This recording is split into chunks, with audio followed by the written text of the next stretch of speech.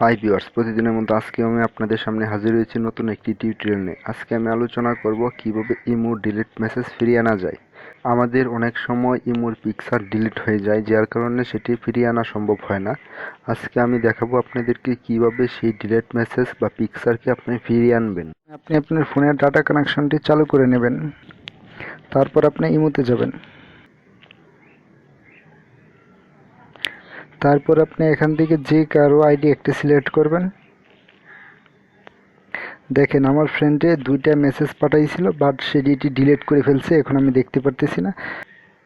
দেখেন এখানে লেখা আসছে friend has delete this message, মানে আমার ফ্রেন্ডের যে মেসেজটা বা যে পিকচারটা পাঠাইছিল সেটা ডিলিট করে ফেলছে, যার কারণে আমি এই পিকচারটা দেখতে পারতেছি না এখন। সো এখন আমি দেখাবো কিভাবে আপনি এই পিকচারটাকে ফিরিয়ে আনবেন।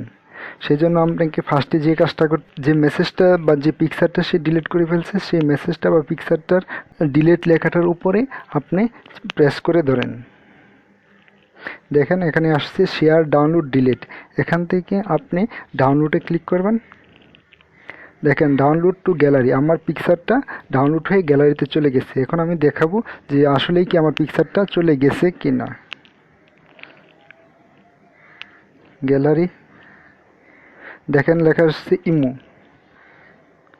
দেখেন আমার পিকচারটি আমি দেখতে পাচ্ছি যে সে এই পিকচারটি সেন্ড করেছিল, বাট সে এখন ডিলিট করে ফেলছে, তার ফলেও আমি এই মেসেজটি দেখতে পারতেছি। আপনারা এভাবে আপনার ডিলিট হওয়া মেসেজ বা পিকচার আপনি দেখতে পাবেন। আমাদের পরবর্তী টিউটোরিয়ালটি পেতে সাবস্ক্রাইব করুন, ভালো লাগলে লাইক করুন, কোনো কিছু জানার থাকলে কমেন্ট করুন, আর বন্ধুদের সাথে শেয়ার করতে শেয়ার বাটনে ক্লিক করুন।